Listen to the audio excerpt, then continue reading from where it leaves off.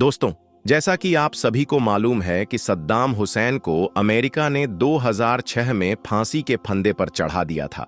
यानी कि आज से तकरीबन 19 साल पहले अमेरिका ने सद्दाम हुसैन को फांसी दी थी। अब जिस शख्स को इस दुनिया से गए हुए तकरीबन 19 साल का वक्त गुजर चुका है, अगर उसके बारे में यह कहा जाए कि वह मरा नहीं है बल्कि वह तो जिंदा है, तो क्या आप इस बात पर यकीन करेंगे? क्या आप इस बात पर विश्वास करेंगे? हरगिज नहीं। लेकिन दोस्तों, इस वक्त सद्दाम हुसैन को लेकर एक वीडियो सोशल मीडिया पर खूब वायरल हो रहा है, जिसमें सद्दाम हुसैन खुद इस बात को बोल रहा है कि मैं मरा नहीं हूं बल्कि मैं तो जिंदा हूं। अमेरिका ने जिस शख्स को 2006 में फांसी दी थी वह मैं नहीं था बल्कि वह मेरा कोई हमशक्ल था। सद्दाम हुसैन के इस वीडियो ने पूरे सोशल मीडिया पर तहलका मचाकर रख दिया है। आज हर कोई सद्दाम हुसैन के इस वीडियो को देखकर हैरान हो रहा है। आज के इस वीडियो में हम आपको इसी वीडियो की पूरी हकीकत बताने वाले हैं। सच्चाई जानकर यकीनन आप भी चौंक जाओगे। इसलिए आज का यह वीडियो आप सभी के लिए बहुत खास है। आप इसको आखिर तक जरूर देखें और मेहरबानी करके इसे शेयर भी कर दें ताकि और भी लोगों के पास में यह सच्चाई पहुंच जाए। तो चलिए दोस्तों, शुरू करते हैं। सबसे पहले तो हम आपको बता दें कि सद्दाम हुसैन कौन है और इनको अमेरिका ने फांसी क्यों दी, इसके पीछे की वजह क्या है। फिर हम आपको इस वायरल वीडियो की पूरी सच्चाई बताएंगे, इसलिए आप इस वीडियो को जरा भी स्किप मत करना। दोस्तों, सद्दाम हुसैन इराक के सबसे ताकतवर मुस्लिम हुक्मरान थे। सद्दाम हुसैन ने अपने दौर में इराक को सबसे मजबूत अर्थव्यवस्था वाला देश बना दिया था।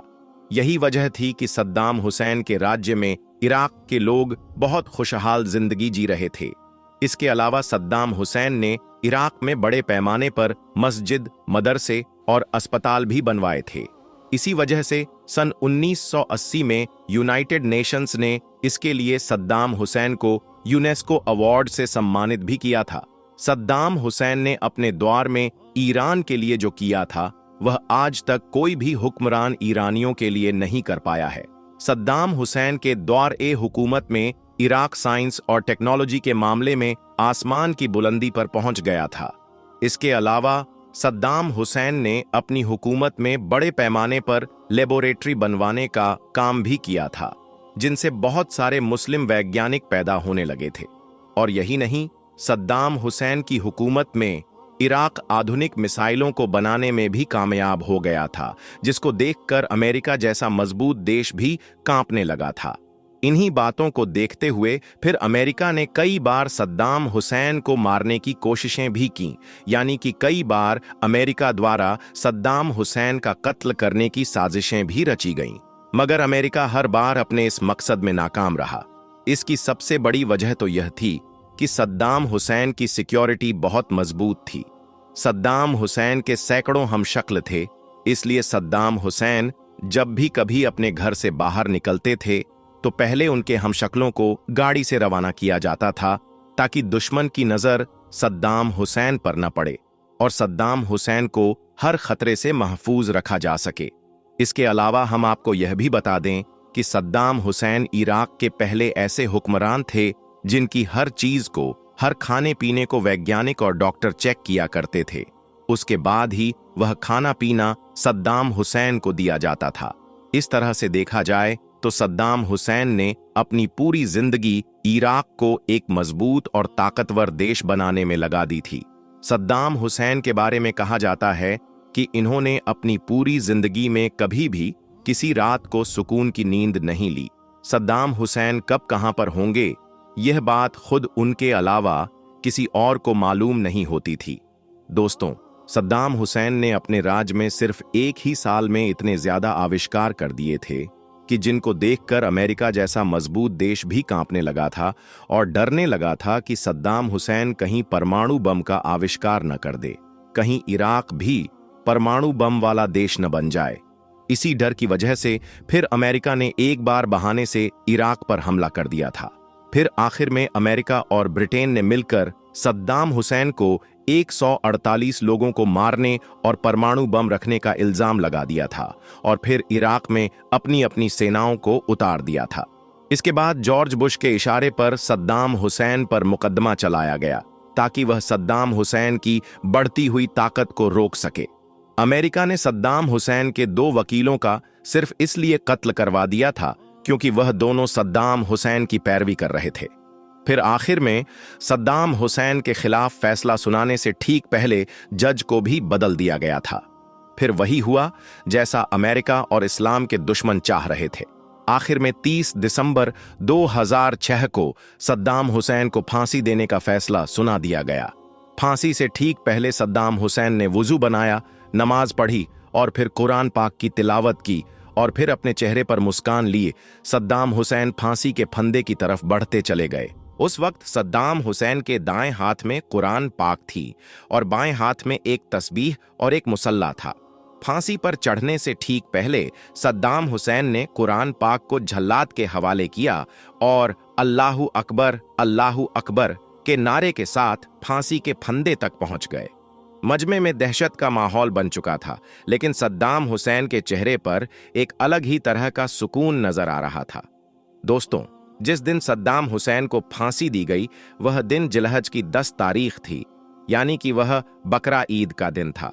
उस दिन मुसलमान लोग अपने घरों में जानवरों की कुर्बानी दे रहे थे, वहीं पर सद्दाम हुसैन खुद अपनी जान की कुर्बानी पेश कर रहे थे। दोस्तों, सद्दाम हुसैन वह पहले इंसान थे जिनकी मौत का मंजर पूरी दुनिया ने लाइव देखा था, मगर लोग फिर भी इस बात को मानने पर राजी ना हुए कि सद्दाम हुसैन को फांसी दी जा चुकी है, वह अब हमारे बीच में नहीं रहे हैं। बल्कि लोगों ने यह कहना शुरू कर दिया था कि सद्दाम हुसैन तो अभी जिंदा हैं। जिस शख्स को अमेरिका ने फांसी दी है यह तो सद्दाम हुसैन का कोई हमशक्ल है, और इस बात को अब जाकर हवा मिली है। यानी कि सद्दाम हुसैन की फांसी को आज तकरीबन 18 से 20 साल का वक्त गुजर चुका है, लेकिन इस वक्त सद्दाम हुसैन का एक ऐसा वीडियो सामने आया है जिसमें सद्दाम हुसैन खुद यह दावा कर रहे हैं कि वह मरे नहीं हैं, बल्कि वह तो जिंदा हैं। इस वीडियो ने पूरे सोशल मीडिया पर तहलका मचाकर रख दिया है। इस वीडियो को देखते हुए लोग कहने लगे हैं कि सद्दाम हुसैन मरा नहीं है, बल्कि सद्दाम हुसैन तो जिंदा है, और अब सद्दाम हुसैन दुनिया के सामने भी आ चुका है। और साथ ही लोगों का यह भी कहना है कि आज से 20 साल पहले अमेरिका ने जिस शख्स को फांसी दी थी वह सद्दाम हुसैन का हमशक्ल था, यानी कि वह सद्दाम हुसैन खुद नहीं था। दोस्तों, इस वक्त सद्दाम हुसैन का यह वीडियो सोशल मीडिया पर खूब वायरल हो रहा है। इसे खूब शेयर किया जा रहा है और दावा किया जा रहा है कि यह देखो, सद्दाम हुसैन जिंदा है और अब सद्दाम हुसैन दुनिया वालों के सामने भी आ चुका है। अब हम आपको इस वीडियो की हकीकत बताते हैं, इसकी सच्चाई बताते हैं। जानकर यकीनन आप भी हैरान रह जाओगे। दोस्तों, जैसा कि आप सभी को मालूम है कि सद्दाम हुसैन को आज से 18 से 20 साल पहले फांसी दी जा चुकी है और फांसी के वक्त इनकी फोटोग्राफी और वीडियोग्राफी भी की गई थी। और यही नहीं, बल्कि जब सद्दाम हुसैन की तदफीन की गई थी उस वक्त का भी वीडियो सामने आया था, जिसको पूरी दुनिया वालों ने अपने अपने घर में लाइव भी देखा था। मगर फिर भी लोग इस बात को मानने पर राजी ना हुए कि सद्दाम हुसैन को फांसी दी जा चुकी है, बल्कि लोगों ने यह कहना शुरू कर दिया था कि यह तो कोई सद्दाम हुसैन का हमशक्ल है, सद्दाम हुसैन खुद तो अभी जिंदा है। मगर अब जो वीडियो सद्दाम हुसैन का सोशल मीडिया पर वायरल हो रहा है उसने इस बात को और ज्यादा हवा दे दी है। मगर हम आपको इस बात को बता दें कि सोशल मीडिया पर इस वक्त जो वीडियो वायरल हो रहा है जिसमें यह दावा किया जा रहा है कि सद्दाम हुसैन अब भी जिंदा हैं, वह वीडियो पूरी तरह से फेक है, यानी कि झूठ है। इसकी कोई भी हकीकत नहीं है, क्योंकि इस वीडियो को शेयर करते हुए लोग कह रहे हैं कि यह वीडियो सऊदी अरब का है। इस वक्त सद्दाम हुसैन सऊदी अरब में मौजूद हैं और अभी वह जिंदा हैं। तो हम आपको बता दें कि हाँ, यह वीडियो सद्दाम हुसैन का जरूर है और सऊदी अरब का भी है, मगर यह वीडियो इस वक्त का नहीं है, बल्कि सद्दाम हुसैन का यह वीडियो 2003 का है। 2004 में सद्दाम हुसैन कैमरे के सामने आकर अपना आखिरी इंटरव्यू दिया था। उसके बाद फिर वह कभी भी किसी कैमरे के सामने नहीं आया, यानी कि फिर वह कभी भी दुनिया वालों को नजर नहीं आया। अब जिस वीडियो को लेकर यह दावा किया जा रहा है, यह वीडियो दरअसल 2003 का वीडियो है। उस वक्त सद्दाम हुसैन एक बार सऊदी अरब गए थे और यही नहीं, वहां पर रेगिस्तान का सफर भी किया था। यह वीडियो उसी 2003 का वीडियो है और इसके ऊपर जो ऑडियो लगाया गया है वह भी पूरी तरह से फेक है, यानी कि इस वीडियो को एडिट किया गया है और इसके ऊपर फेक ऑडियो भी लगाया गया है। और इस वक्त सद्दाम हुसैन को जिंदा बताकर इसे सोशल मीडिया पर खूब शेयर किया जा रहा है और बताया जा रहा है कि सद्दाम हुसैन मरा नहीं है, बल्कि अभी सद्दाम हुसैन तो जिंदा है।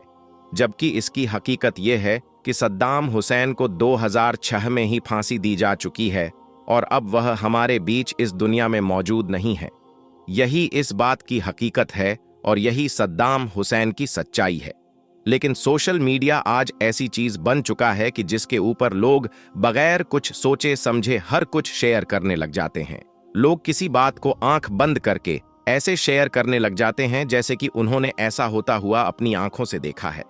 खुदारा ऐसा ना करें। जब तक आप किसी भी बात की सच्चाई ना जान लो, तब तक आप किसी भी बात को सोशल मीडिया पर शेयर ना किया करो।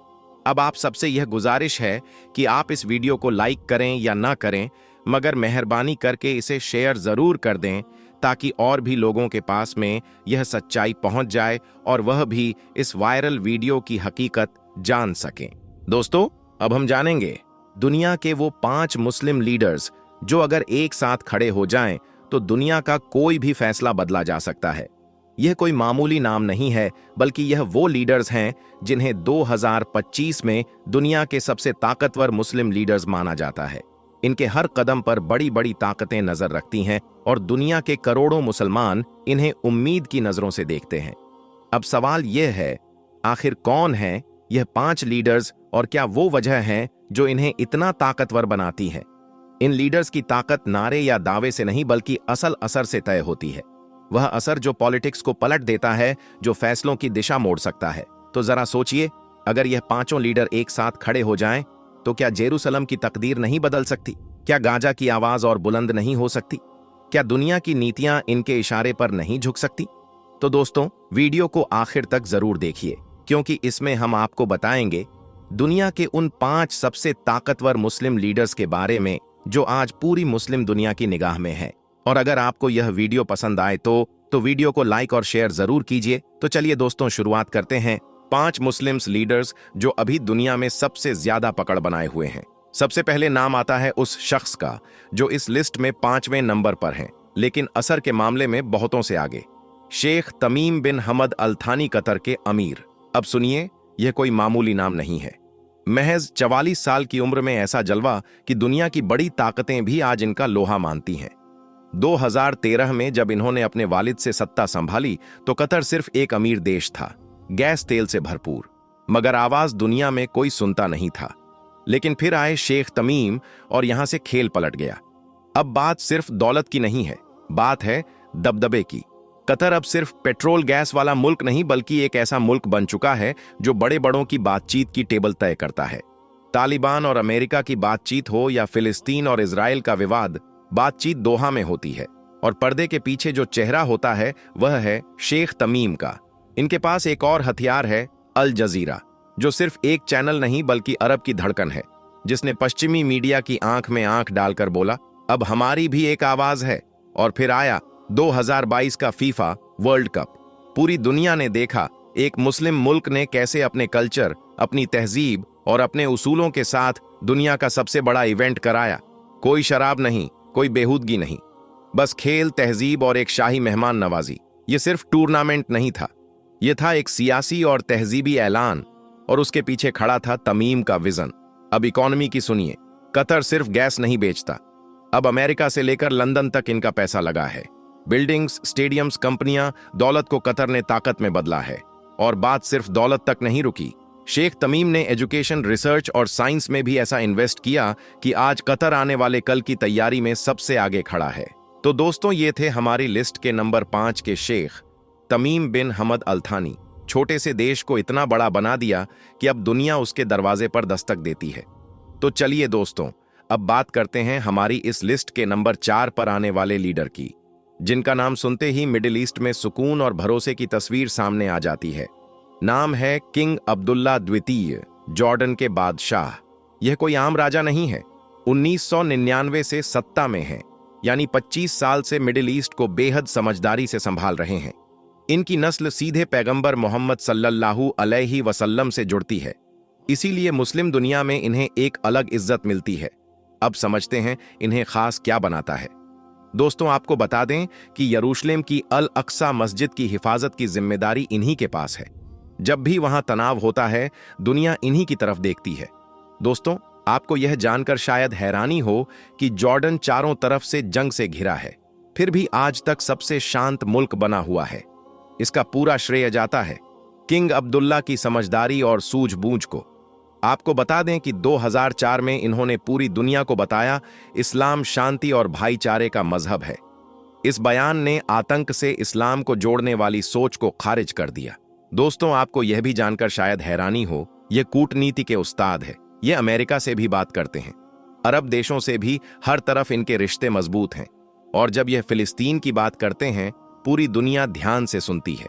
आपको बता दें कि मिडिल ईस्ट में जब भी हालात बिगड़ते हैं, सब कहते हैं किंग अब्दुल्ला से पूछो, क्योंकि यह लीडर नहीं, एक भरोसेमंद आवाज है।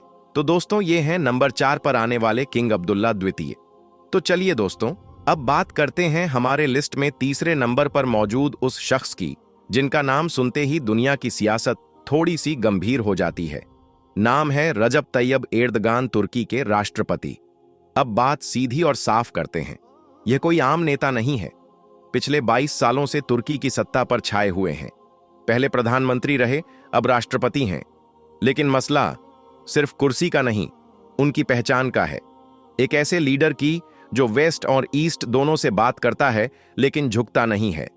पहली बात, उनकी कूटनीति।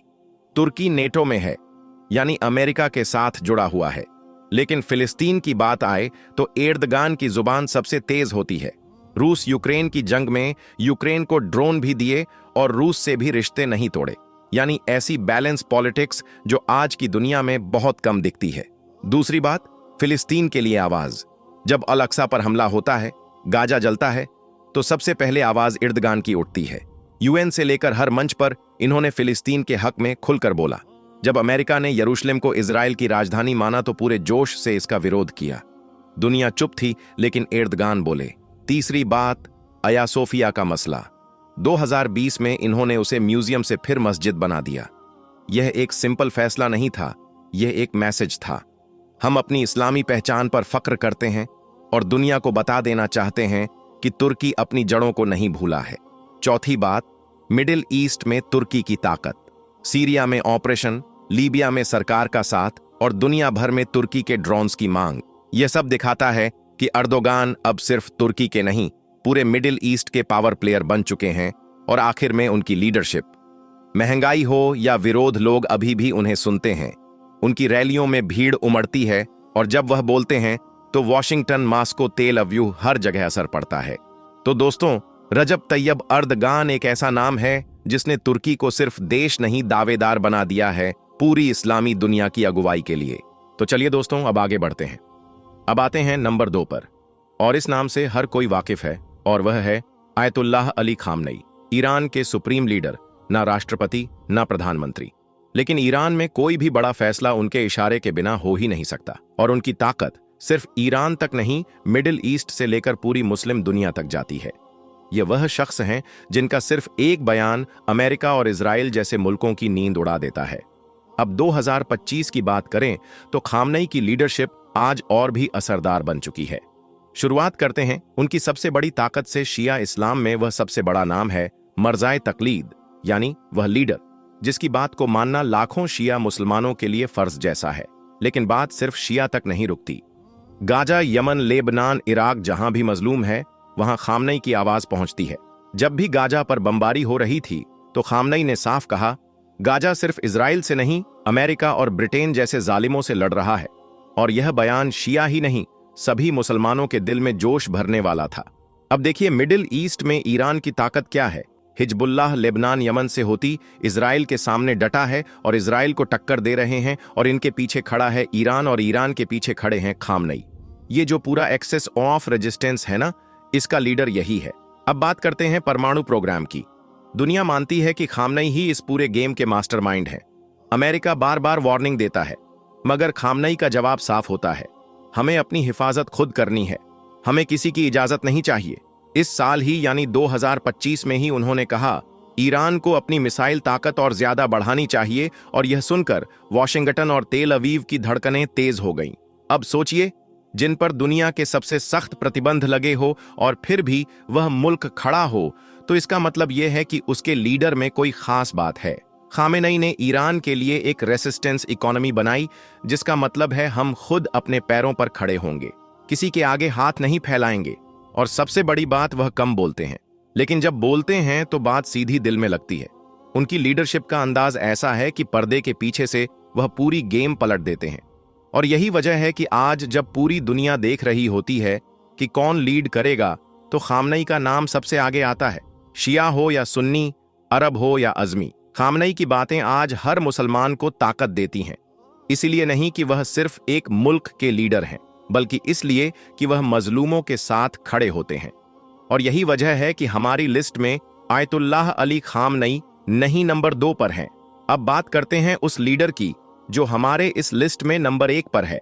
आखिर क्यों है यह नंबर 1 पर? क्या चीज है जो इसे दुनिया के मुस्लिम लीडरों में नंबर 1 पर रखता है? दोस्तों, अब जरा रुको और सोचो, किंग सलमान को हमने इस लिस्ट में नंबर 1 में क्यों रखा?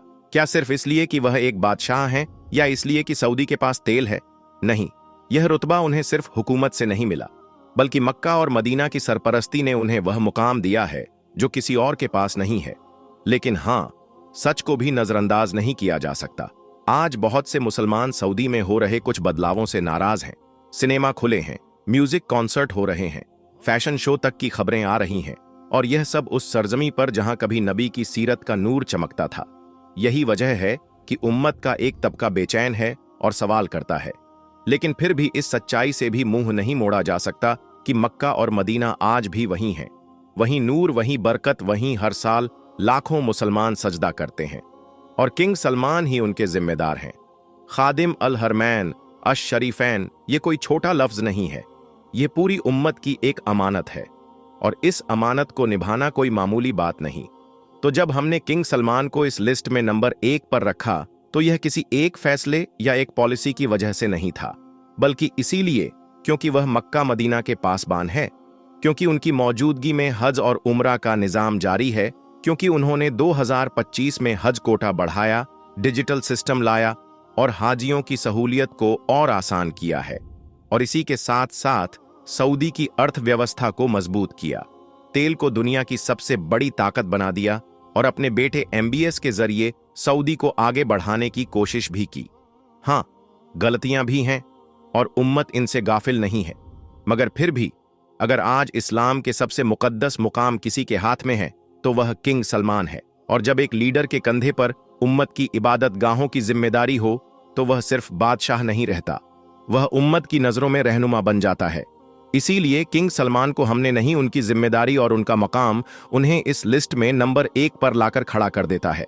तो दोस्तों, यह थे दुनिया के वह 5 सबसे ताकतवर मुस्लिम लीडर। वैसे आपके हिसाब से कौन है सबसे ज्यादा ताकतवर मुस्लिम लीडर? अपनी राय नीचे कमेंट बॉक्स में जरूर दें। वीडियो पसंद आई हो तो वीडियो को लाइक और शेयर करना बिल्कुल ना भूलें, और इसी तरह का इंटरेस्टिंग वीडियो देखने के लिए हमारे चैनल देख को सब्सक्राइब जरूर करें। फिर मिलते हैं एक और नई वीडियो में, तब तक के लिए अल्लाह हाफिज।